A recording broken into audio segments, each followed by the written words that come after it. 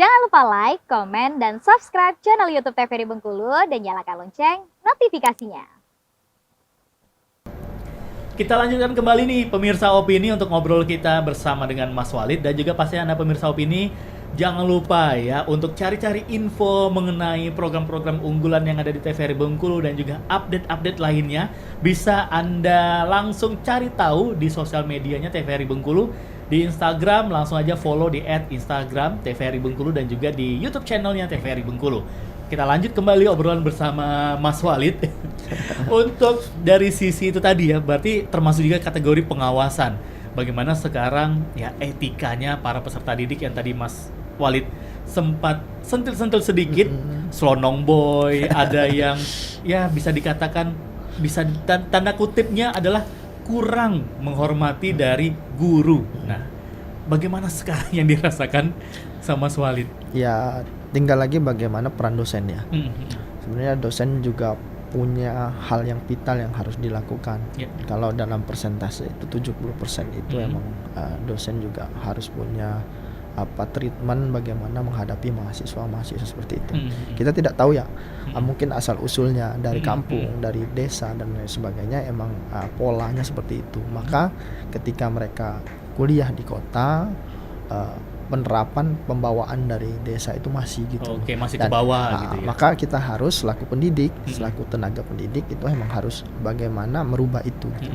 Apakah dengan penerapan dalam penggunaan RPP-nya, dalam kualitas pembelajarannya, sampai kepada bagaimana penilaian itu bukan hanya berkesan kepada nilai saja, tetapi lebih kepada tataran afektif dan psikomotorik mahasiswa, sehingga mahasiswa itu benar-benar mampu loh, dia lebih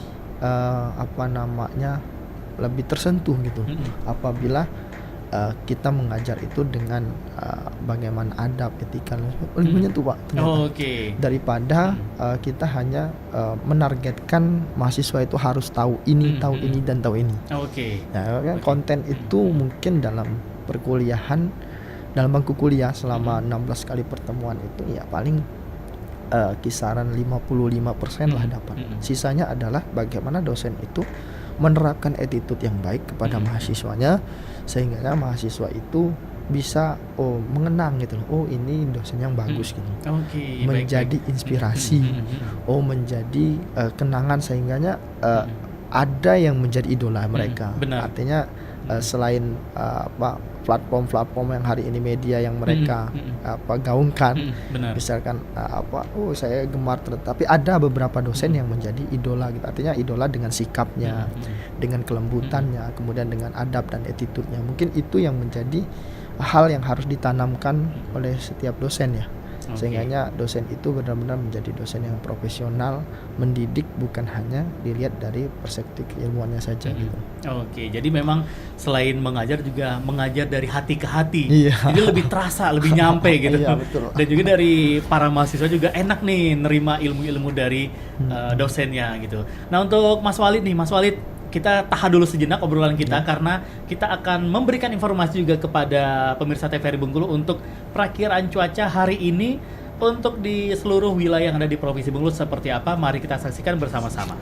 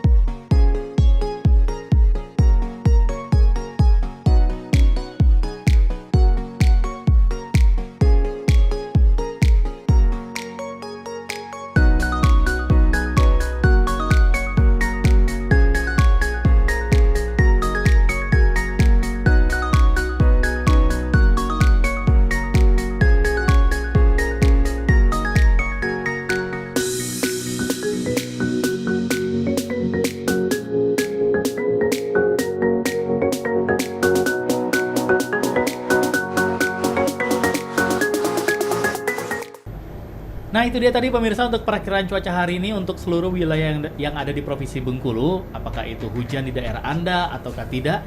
Dan jadi pastinya Anda yang ingin beraktivitas di luar ruangan harus selalu berwaspada terhadap perubahan cuaca yang sangat luar biasa sekali saat ini.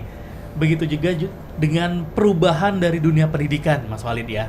Nah, kalau untuk Mas Walid sendiri, Mas Walid, untuk kita masuk mulai dari ke aktivitas Mas Walid saat ini, untuk bagaimana sih peran terutama dari UINFAS-nya sendiri untuk perkembangan pendidikan yang ada di Provinsi Bengkulu? Peran UINFAS menjadi salah satu kampus unggulan ya di Provinsi Bengkulu. Ya tentunya dia lebih memberikan sentuhan-sentuhan kepada mahasiswa berbasis agama ya Pak. Walaupun prodinya umum, itu kemampuan atau mata kuliah yang diintegrasikan dengan keagamaan itu dimasukkan dalam konten-konten keilmuan. Sehingganya UINFAS itu menawarkan bahwasanya bukan hanya keilmuan saja loh yang didapatkan ketika berkuliahan di UINFAS, tetapi ilmu agama, kemudian ilmu-ilmu yang sifatnya adalah adab dan etika. Sehingganya insya Allah ketika kita bertemu dengan lulusan-lulusan UIN gitu loh, mudah-mudahan akhlaknya baik gitu kan, mudah-mudahan ilmunya bagus, mudah-mudahan apa yang disampaikan, apa yang didapatkan di kampus itu diejawantakan dalam berbagai masyarakat dan lingkungannya juga bagus gitu. Bukan hanya juga kalau dulu kita tahu lulusan UIN itu hanya pintar berkhutbah gitu Pak. Benar, betul. Hanya bisa ceramah gitu. Tapi sekarang lebih kepada integrasi Pak.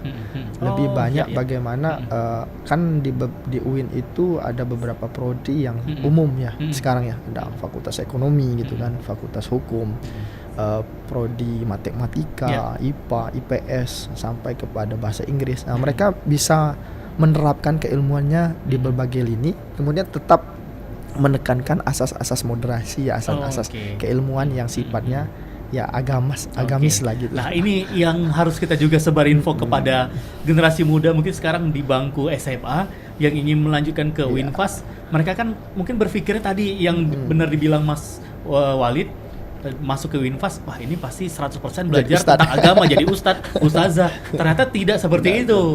Tetap ada pendidikan di umumnya, tapi juga tetap dikombinasi ya dengan pelajar-pelajar mengenai adab, etika dan juga dari agama gitu. Nah, apakah nih Mas Malik, saya pengen nanya sedikit di luar tema kita, mohon maaf untuk masyarakat atau juga peserta didik yang non muslim. Nah, ini bagaimana nih? Dia tertarik, wah di UINFAS sepertinya saya pengen belajar mengenai bagaimana sih adab, etika, kan juga ada diajarkan di sana di UINFAS. Bagaimana nih? Kalau dari pihak mahasiswa yang ingin belajar di UIN Fatmawati itu beragama non-Islam, itu bisa saja Pak. Sekarang ketika dia sudah bertransformasi menjadi Universitas Islam Negeri Fatmawati, artinya dia berskala umum gitu. Kalau di Papua itu malah kampus UIN itu banyak isinya orang Nasrani gitu kan.